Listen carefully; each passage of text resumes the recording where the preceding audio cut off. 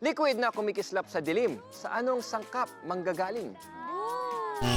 The Sparkle Teens will jump for joy sa challenge na magkakalaban lahat, girl or boy. Ang sabon, pwede pang pabulain kahit hindi mo basain. Nababasa pa siya, oh. Nagkalat mga susi, kaya di mapakali. PM is the key. Ipares ang switch sa ilaw. Bawal tumingin, bawal tumanaw. All these and more, dito lang masasaksihan sa I Believe. Because I believe that science is everywhere. A bright and cheery Sunday morning to you all, I Believers! Good morning, everybody! Where are my Kuya Chris friends? Oh, good morning, guys! Bright baka mo?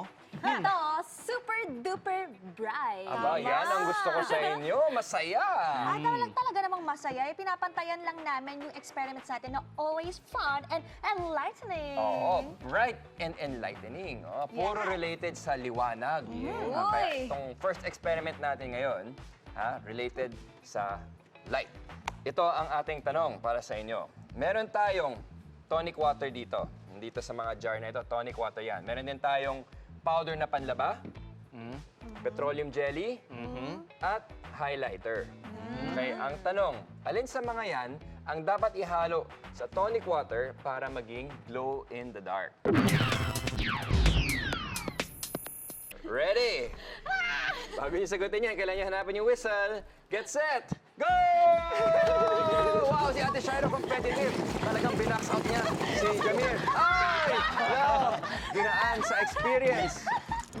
Dinaan sa experience ni Ate Shaira.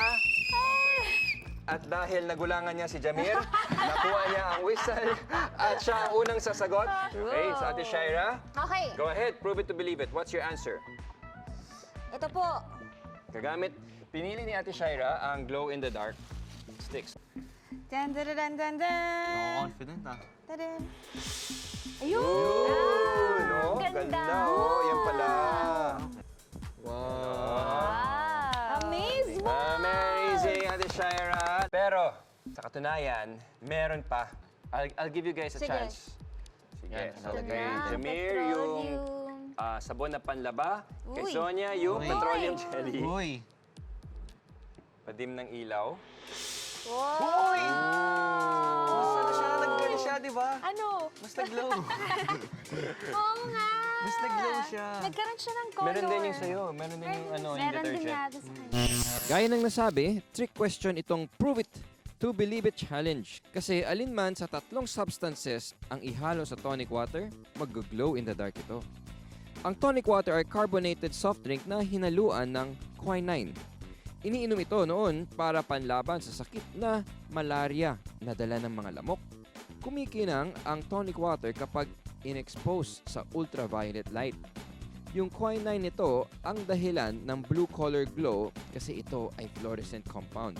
Nakaka-absorb ito ng ultraviolet light which is normally invisible to the naked eye. Nung hinaluan ang tonic water ng powder na panglaba at petroleum jelly, tumingkad pa ang bright blue color glow nito. Pero pag ang hinalo ay ink mula sa highlighter, the color will depend on the color of the ink. I believe.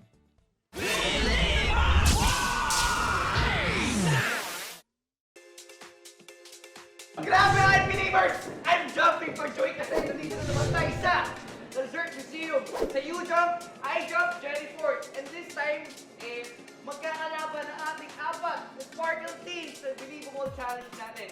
Pasok ka na! Mayroon na! Naomi! Antonio!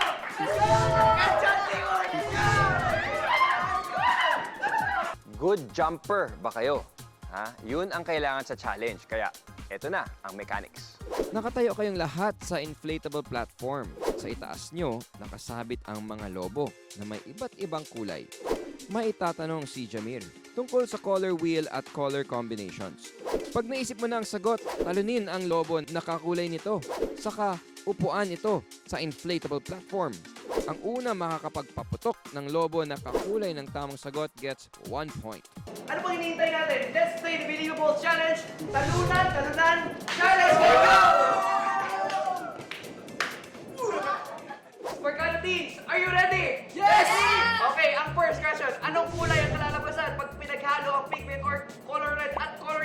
Let's go! Okay.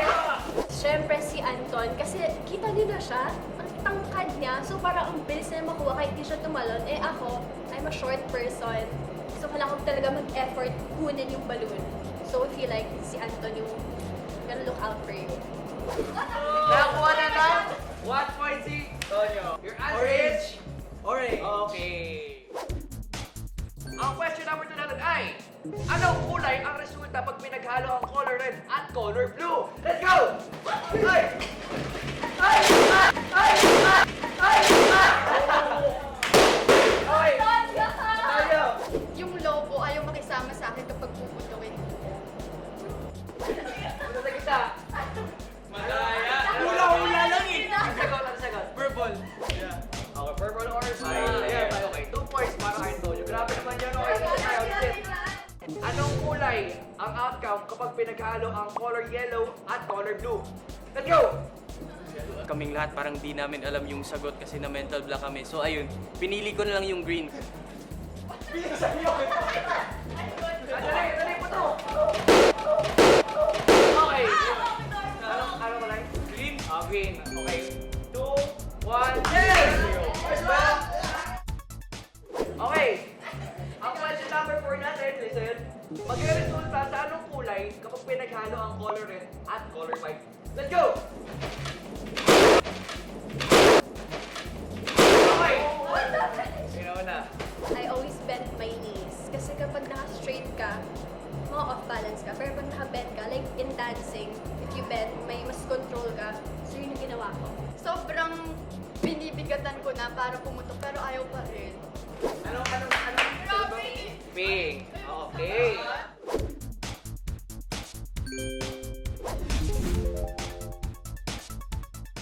Guys, mga believers, may nanalo na tayo dahil may nakakuha ng 2 points at si Antonio yung palakpakan na. Siyempre, dahil di nakaputok si Naomi, bibigyan natin siya ng chance dahil meron pa tayong last question. Okay, anong kulay ang resulta pag pinaghalo ang color na black at color white? Let's go! Let's go!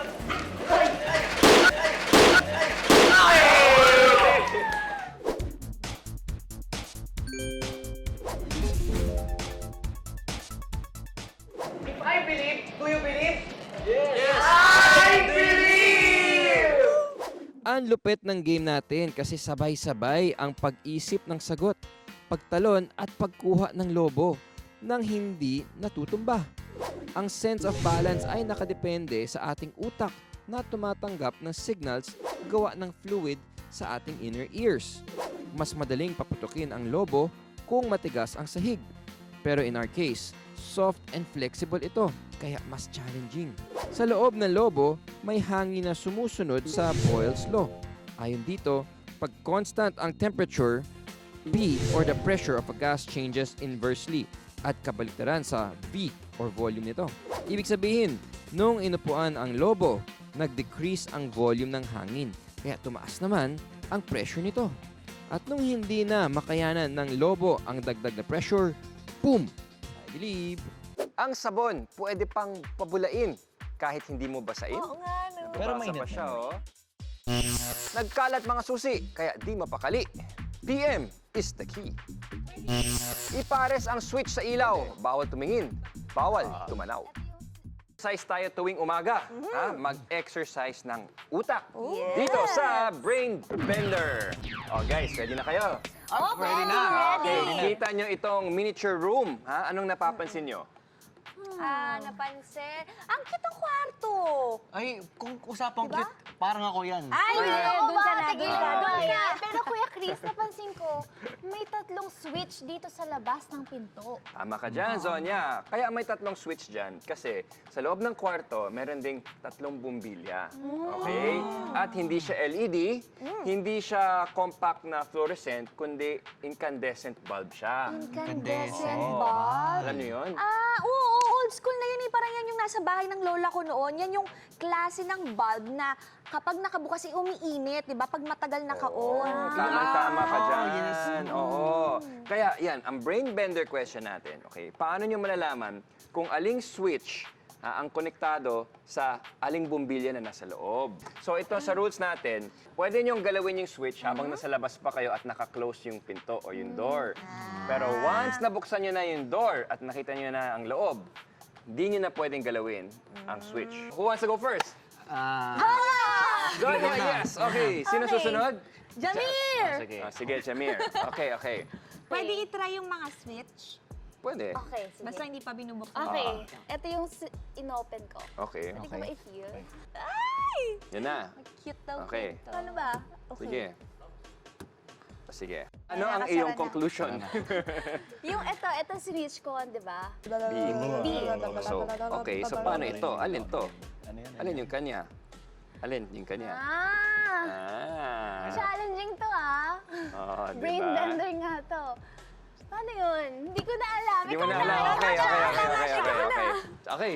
Jamir, Oh, Jamir. your turn. Feeling ko, this one. Okay. Okay. Ayan, ito bubuksan ko rin to. Okay. Okay na yan. Okay. Yeah, that's my final move. Okay. Okay, Kuya Chris. So bubuksan mo na. Bubuksan Ate ko. Shaira, huwag ka tumingin. Ay, ba't tumingin siya na? Okay lang, hindi naman niya alam kung alin yung... Okay. Uy. Okay. Nakita mo na. Yes, okay na. So ano yung hula mo? Tama itong choice ko kasi umiinit siya eh. So ano nga? Ito. Yan yung nag-on ng ano? Siya yung una kong pinindot. Tapos yung pangalawa, natagalan ako sa pangalawa, mainit na siya eh. So, di ba, kumbaga, bibigyan mo siya ng time bago uminit eh. So, nauna to. Ito yung pinili ko. So ito yung pinakamainit. Mm. Ate Shaira, what is your Ate Shai! strategy and solution? Ito, KC. Ay, Bakit? wala lang. Guess lang. Guess lang talaga. Wild guess. Okay. So, feeling ko, ito. Okay, sige. Sige, buksan mo. Tingnan natin. Baka delay na. Mali ako. Hindi siya nag-iinit. Okay, sige na. Ito na. Actually, guys. So, sa inyong tatlo, ang tamang sagot ay si Jamir. Siya ang tama. Okay? Switch 1, switch 2, switch 3. Okay, so paano nakakuha ni Jamir ang tamang sagot? So, una, binuksan niya ang C ng matagal. Naghintay siya mga 30 seconds to 1 minute. And then, tsaka niya binuksan yung 1, sabay binuksan niya agad yung pinto. So, nung hinawakan niya ang bumbilya ng A and C, naramdaman niya na mas mainit yung C. So, ibig sabihin na ito yung una na sinwitch niya, ito yung mas uminit. Diba? Na mas yes, maaga, mas mas mainit siya kaysa sa isa. So, yan ang ating Brain Bender! Ang sabon, pwede pang pabulain kahit hindi mo basain. Oo nga, no. Pero Nababasa mainit pa siya, naman. oh. Nagkalat mga susi, kaya di mapakali. PM is the key. Aba, grabe naman ang angas mo naman, Jamir. Ano ba yan? Sobrang easy na to. Alam nyo, sa panahon ngayon, hindi lang girls na naglalaba, pati na rin boys, di ba kayo? Tama ka dyan. Galing mo talaga, Jamil. Ang galing oh, bulang-bula Good example talaga. Pero alam nyo, kaya kong pabulain ito Paano? Madali lang naman eh. nang hindi binabasa. Okay, gamit ito. Microwave? I don't believe you. Oh, come on guys. It's experiment time na. Ilalagay ko lang itong bar of soap na nasa glass container sa loob ng microwave at painitin siya for 90 seconds or 1 minute and a half. Sa minuto at kalahati on high. Dapat high. Okay. Nilalayo muna ako, ha? Walang hila. Ikaw, Ate Shai, naglalaba ka ba? Washing machine. Washing machine. Laundry. Nagpapalaundry. Yes. Kasi Sonia. maubos yung tubig. Washing machine din. Washing machine din. Okay, buksan na Ayan natin. na. Wow! Bakit? Wow! Wow! Wow! Ano siya naging whipped cream? Oo, kanina. Parang ano? Solid bar siya. Tada! Tapos ngayon naging... Pero tingnan mo, yung OMG. label niya nandiyan pa, oh. Oo nga, Pero Babasa mainit pa siya, oh. Ano masasabi niyo, guys? Hindi! dito ka! Kuya Chris, ikaw ang maglalaba! Yan, magkusot Gamit ka yan. dyan, ha? Mainit, mainit. Oh, sige, subukan natin. ah. Magkusot ka dyan. Basta ginagana pa lang. Parang yung sa baby. Ang brand ng sabon na ginamit natin has more air inside kumpara sa ibang sabon.